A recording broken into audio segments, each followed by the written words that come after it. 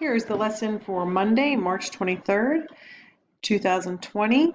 Today we're going to talk about zeros of quadratic functions. So our quadratic functions are the ones where we have x squared in it.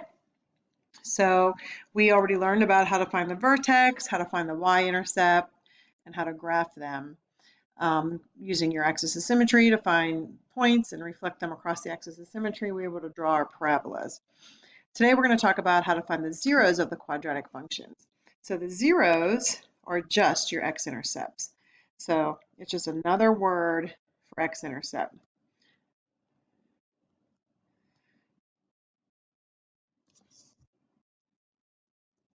Sometimes you also hear these referred to as the roots of the function.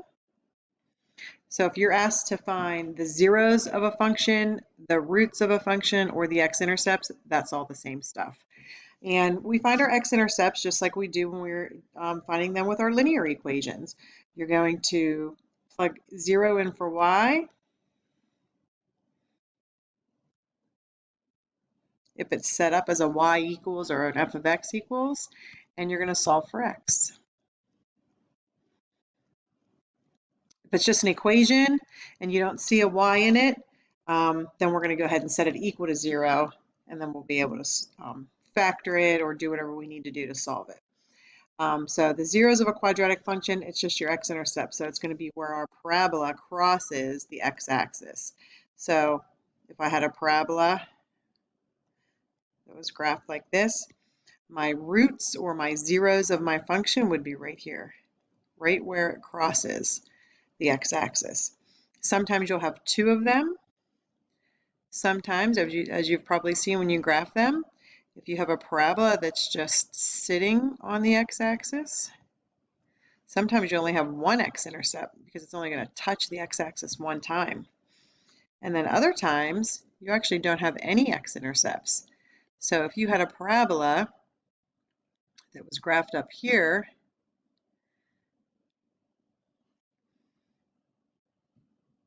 is going to positive infinity, but maybe starts with your vertex, at like 2 or something like that, that's never going to turn around and come down across the x-axis. So for this one, we say that the zeros or the x-intercepts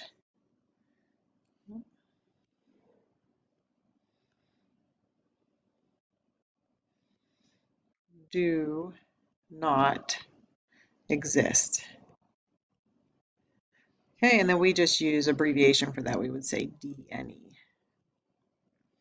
Okay, so you're going to have a couple different situations. You're either going to have two x-intercepts, one x-intercept, or no x-intercepts. You'll never have three x-intercepts.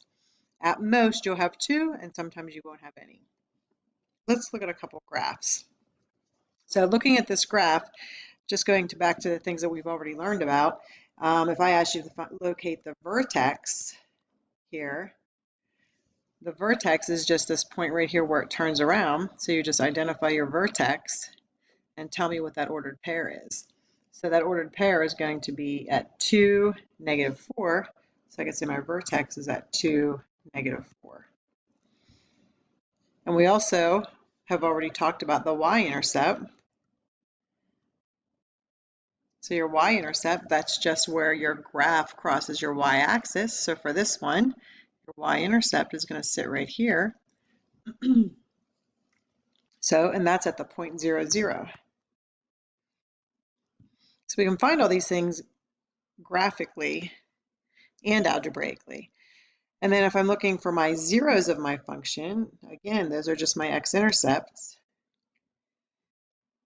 You can see that this function crosses the x-axis twice, so I can list two ordered pairs.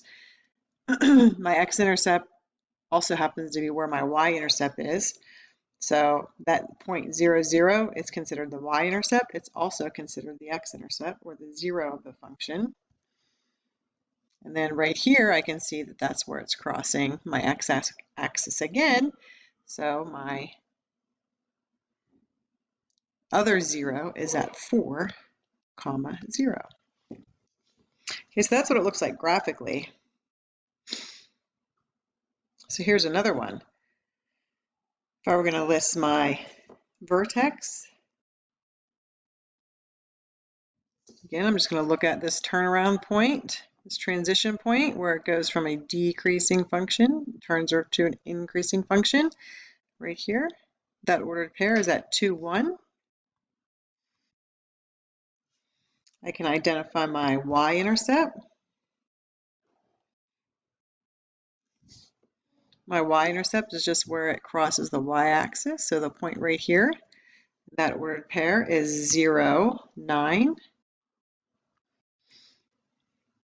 And then looking for my zeros of my function, or my x-intercepts, where I cross the x-axis. Well, if you look at this one's not crossing my x-axis. My x-axis is down here.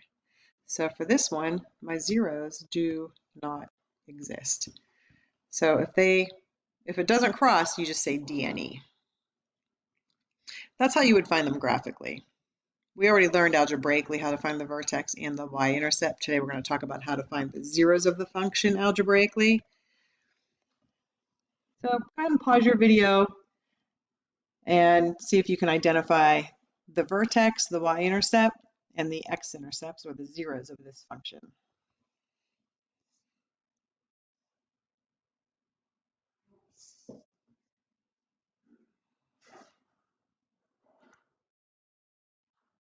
Okay, so my vertex, this point right here, which is at 2, 2.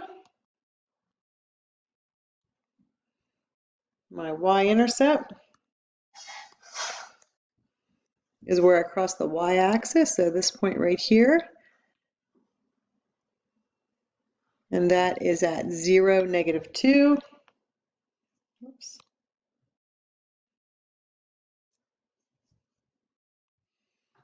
And then the zeros of the function, or the x-intercepts, looking where it crosses my x-axis. It crosses right here. Well, that looks like it's a little bit more than a half, so let's call it 0.6. So it would be 0.60. And then this one is just under 3.5. So let's call it 3.4.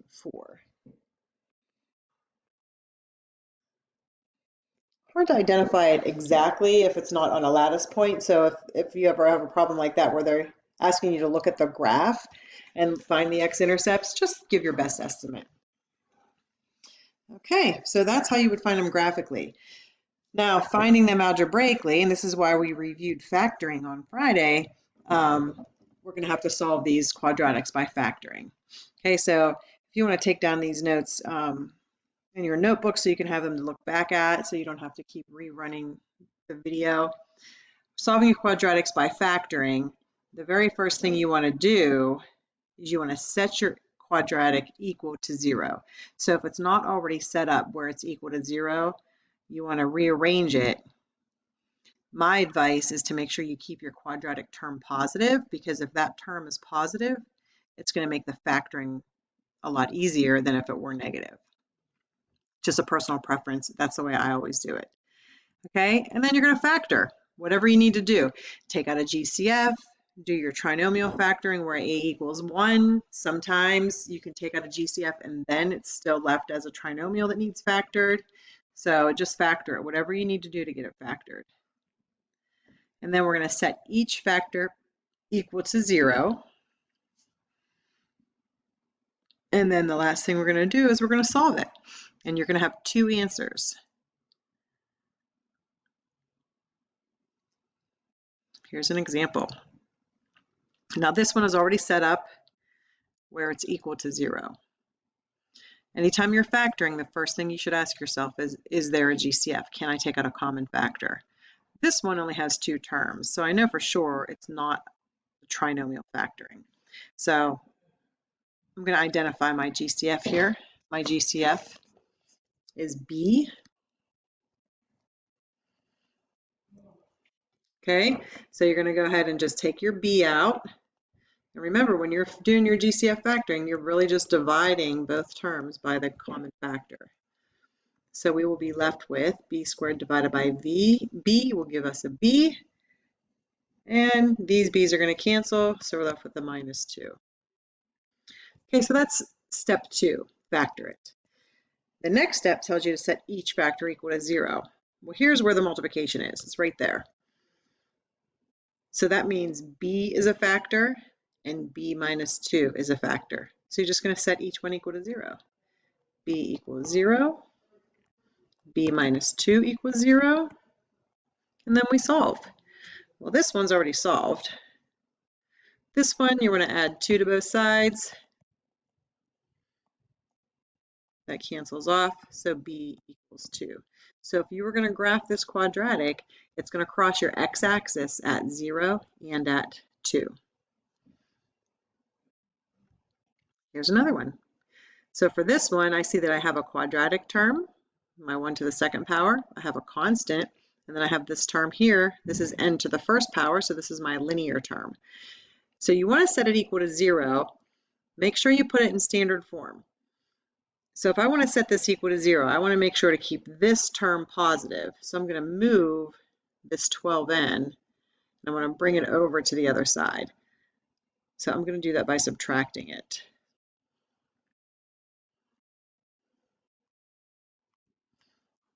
So this is going to cancel, and there's my 0. Now, none of these are like terms, so you can't combine any of those. But you can write it so that it's in standard form. So it turns into n squared minus 12n plus 35. And then you want to factor it. So this is a trinomial where a equals 1. So all we're doing is we're looking for factors of 35.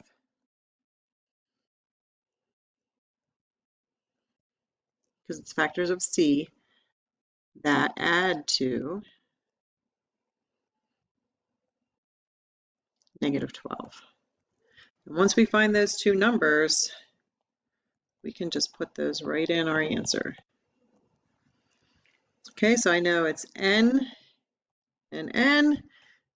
So factors of 35 that add up to negative 12. Well, if they multiply to positive 35, they're the same sign. If they add to a negative, they're both negative. So let's go with 5 and 7. So once you have it factored, set each factor equal to 0.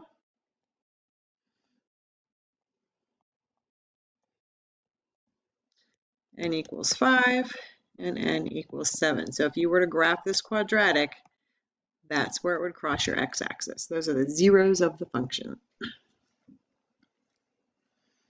We have a couple more examples here. If you want to pause the video and try this on your own first, feel free. So my first step is to set this equal to 0. So I want to subtract 6m from both sides.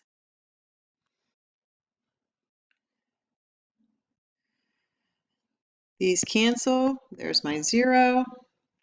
Okay, so this side here, these are not like terms. You can't combine them. So when you write it, just make sure it's in standard form. Your highest exponent first. 3m squared minus 6m. So I only have 2 terms here, so this is going to be my GCF factoring. Your common factor is a 3m. Okay, so you have your common factor here. And then what you're doing is you're dividing both of these by 3m.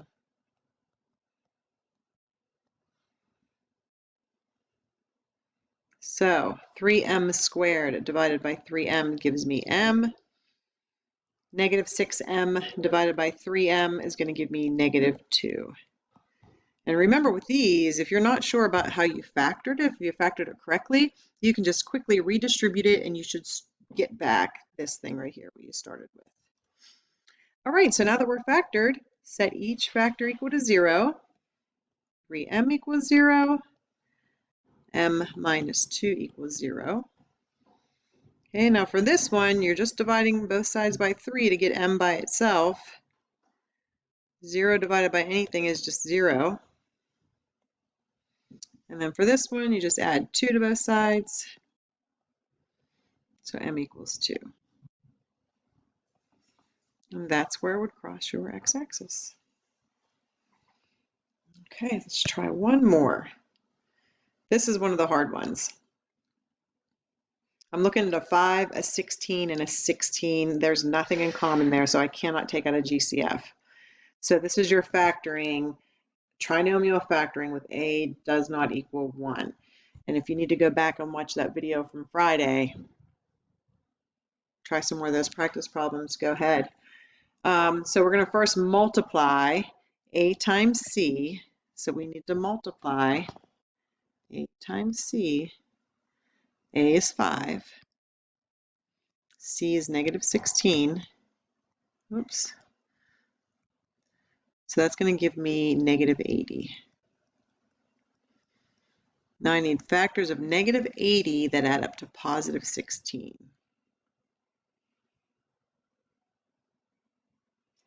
Okay, so if they're multiplying to a negative, I know that one of them is positive and one of them is negative. But they're adding to a positive 16, so I'm going to make sure that my bigger number of the two that I choose is going to have a positive sign. So let's use 20.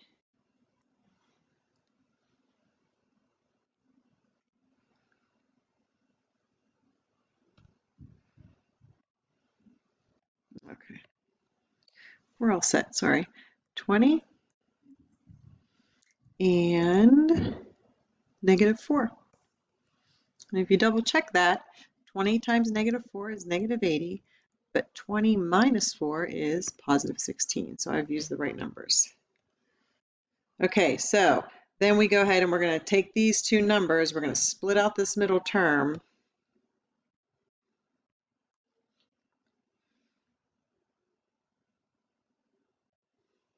So I copy my 5r squared. I split my middle term, make it positive 20r minus 4r, and then I have my minus 16 equals 0. Okay, so the only thing different from Friday when you're doing these is now they're equations. We have it equal to 0. Do my factor by grouping, so that's we're going to take it 2 by 2. The common factor from the first pair is a 5r. If we divide both terms by 5r, 5r squared divided by 5r leaves me with an r. And 20r divided by 5r leaves me with a positive 4. Moving on to the second pair. So a 4 goes into both of these. Remember, we're going to use the same sign that we see right here. So I'm going to use a negative 4. Negative 4r divided by negative 4 is a positive r. And then negative 16 divided by negative 4 is a positive 4. And it's good because this and this should match. Okay, again, we want it equal to 0.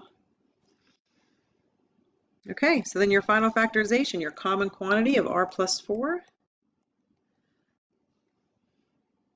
And then the 5r minus 4, that's the other quantity. Okay, and then we're going to set each one of those equal to 0. R plus 4 equals 0. 5r minus 4 equals 0. And then solve those. This one we're subtracting 4. So r equals negative 4. And this one, multiple steps here, add 4 to both sides. 5r equals 4. And then we want to divide both sides by 5.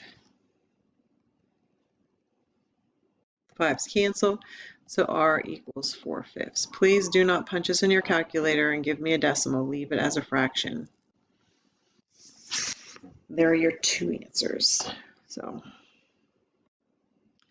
Okay, so you guys have some practice problems. There are 6 where you're going to identify your vertex and your y-intercept and the zeros of the function graphically, just like these examples here. And then the rest of the page, you are going to solve by factoring. So please make sure you're following these steps. If you have any questions, please feel free to email me or make a comment in the stream or under the assignment. You do not have to turn this practice sheet in. I will put the answers in the Google folder later for you. This is for practice. You will have graded problems on Tuesday. They'll be completely different problems, but they'll be the same setup. So please make sure you're practicing. I would go through and at least do the odds at a minimum. Okay? Email me with questions. Thanks, guys. Have a nice day.